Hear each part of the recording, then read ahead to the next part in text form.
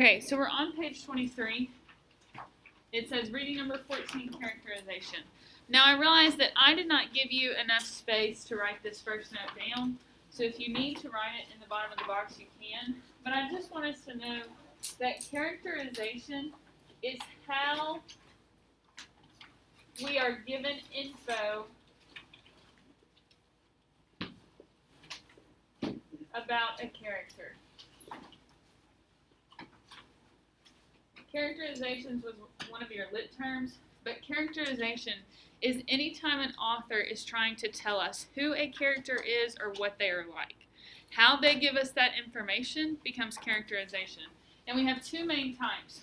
We have direct characterization, which you'll see abbreviated DC, and indirect characterization, which you'll see abbreviated IC.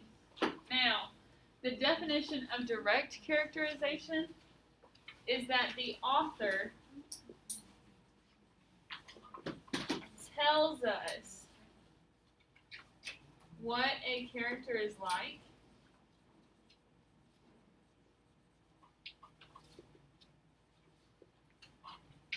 so the key word is tells.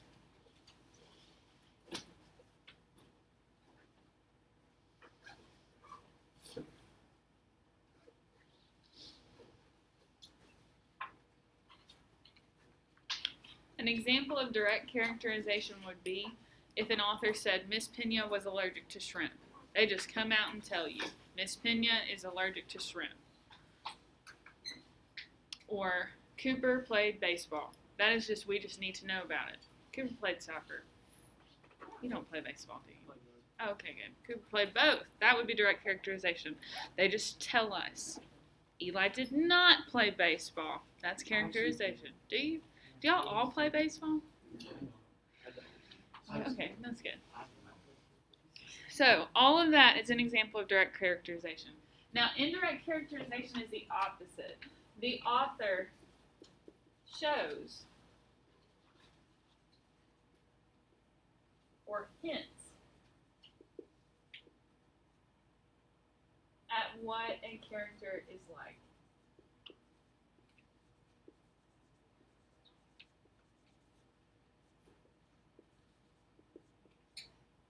And so this means that the reader infers.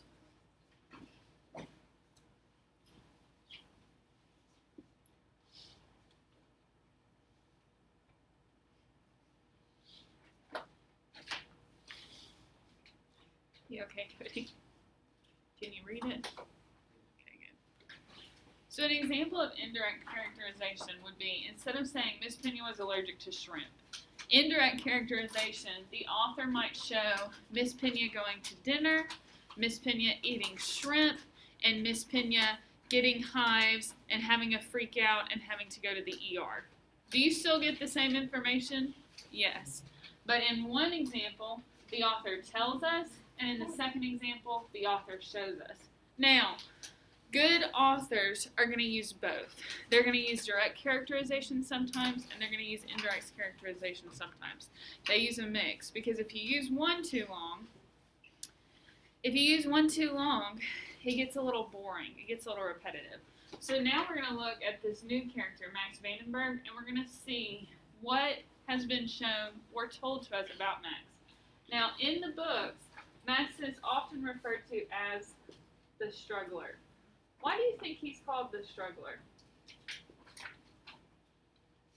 Because he's struggling right now. He is struggling right now.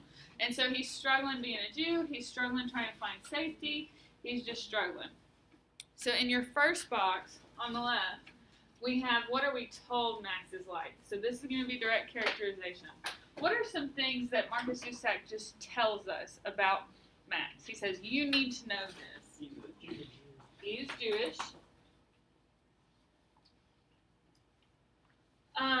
It also tells us that he's pale.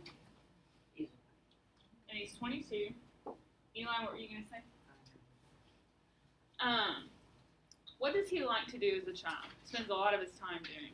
Reading and writing. Reading and writing and fighting. He likes to fight.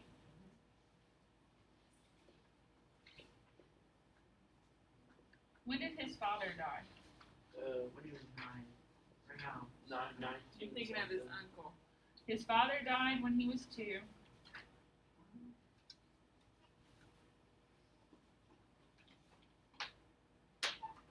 And then his uncle died as well. So do you see how all of this information, it would have been very difficult to show us that Max was 22. Like they basically have to show him celebrating 22 birthdays. It's much easier to just use direct characterization and say, Max is 22. That's fine. But what are some things that we are shown Max is like? What can we infer about him based on his life story that we've seen so far? Yes, Nicholas? He is tormented by his past. Good. That is a really good way of putting it. We're going to write that down. He is tormented by his past. Did he have an easy past or a hard past? Hard. He's called the struggler.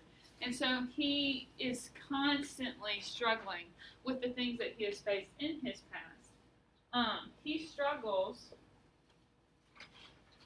with grief and guilt. What does he grieve over? What has he lost? His father, but not just his father. Who else did he leave behind? He's lost his family.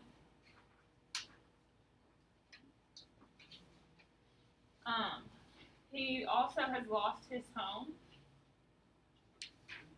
And in a sense, he's lost his identity.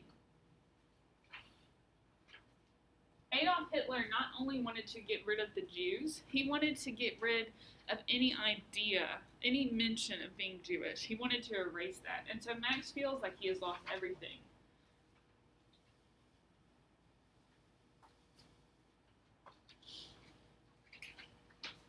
I'm going to let y'all finish writing that before we move to guilt.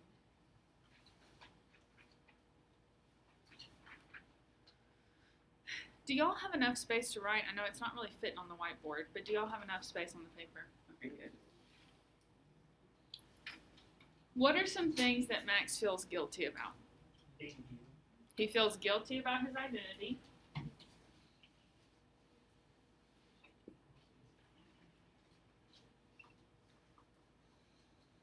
And who does he feel guilty for leaving?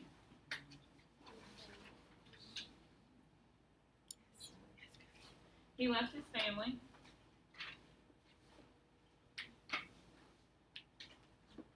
And there's one more thing that he feels guilty about. How does he feel that the Hubermans have to take care of him and have to risk their lives? He feels responsible. The Hubermans are being put at risk because of him. Now, they've agreed to do it. They want to do it. But it doesn't erase the fact that he feels incredibly guilty.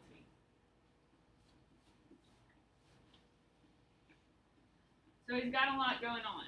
Now, does Marcus Zusak say this? Does he say he is tormented by his past? No. But we infer it from what we see about his past. And how he acts. Good. And how he acts, Nicholas added. Definitely important. Now, your last box, or no, the third box.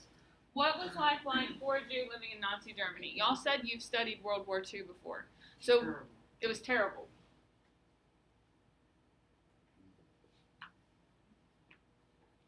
What did they live in fear of? What did Hitler want to do to them? Getting killed. Were they allowed to, have rights? Were they allowed to have property? Were they allowed to run businesses? No. Hitler had stripped them of their rights.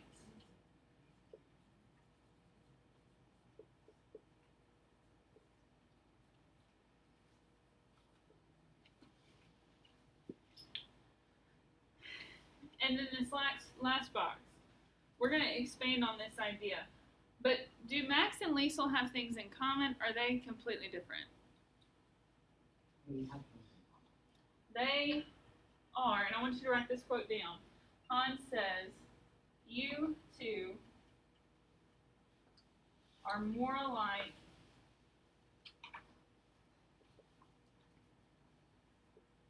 than you think."